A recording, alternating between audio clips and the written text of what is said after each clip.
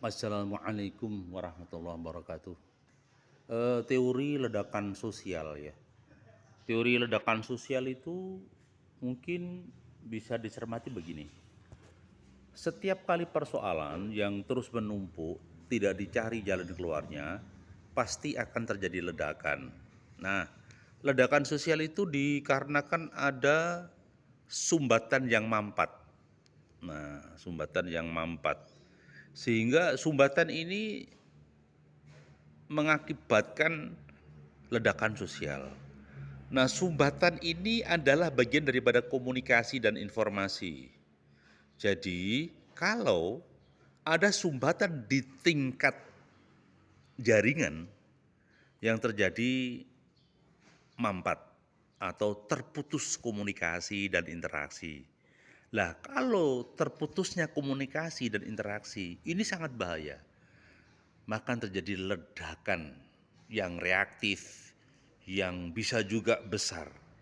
Nah, kenapa besar? Karena akumulasi ya, akumulasi kekecewaan, kejengkelan, ya, kemudian akumulasi juga kejenuhan, ya, kemuaan, ini campur satu. Nah, belum persoalan juga ledakan sosial itu dipicu banyak faktor. Faktor yang pertama adalah ketidakpuasan.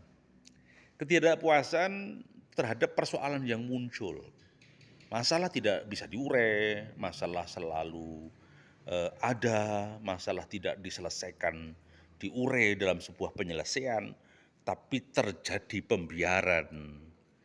Nah, kemudian yang kedua, juga muncul karena segala sesuatu yang tidak terpuaskan.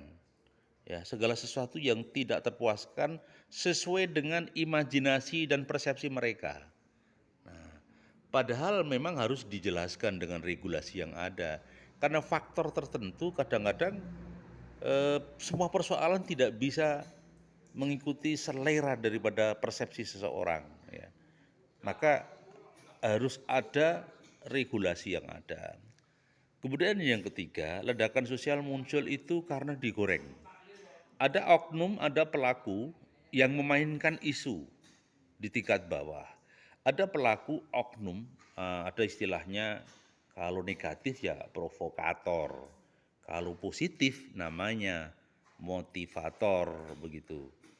Jadi yang terjadi adalah sumbatan sosial itu meledak karena ada provokator. Ada orang yang menggoreng isu persoalan itu menjadi besar.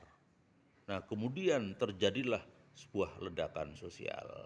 Kemudian yang keempat adalah sengaja dipicu sehingga yang mampat tadi digoreng sedemikian rupa tidak diurai, tidak ditempatkan pada persepsi penyelesaian, tetapi sengaja digoreng dan diledakkan biar menjadi bom waktu, biar menjadi atensi sosial. Itu kira-kira kami mencoba mensikapi ledakan sosial. Ledakan sosial itu bisa dalam bentuk protes, bisa dalam bentuk demo, bisa dalam bentuk reaksi yang lebih besar. Hanya saja harapan kita ledakan sosial di Indonesia jangan sampai menimbulkan kerusakan. Ledakan sosial jangan sampai menimbulkan mara bahaya khususnya bagi warga negara Indonesia. Sarannya gimana? Saran saya sebuah solusi. Setiap masalah harus dicari solusinya, dicari benang merahnya. Kita ini kan ingin hidup damai, ya ingin bahagia. Siapapun orangnya. Maka setiap kali ada mampat segera dibuat saluran yang bagus. Kemudian kita coba urai satu persatu.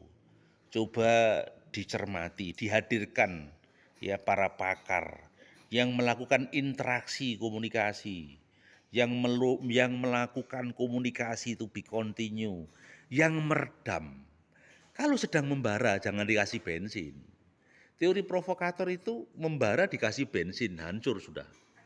Akan terjadi percepatan ledakan itu. Ya. Kemudian yang terakhir dikembali kepada aspek manfaat, maslahatnya. Ya. Kalau orang berpikir tentang manfaat maslahat, ya, orang tidak akan membuat perusakan. orang tidak akan menimbulkan kehancuran, maka akan bicara manfaatnya ya, manfaatnya. Ya.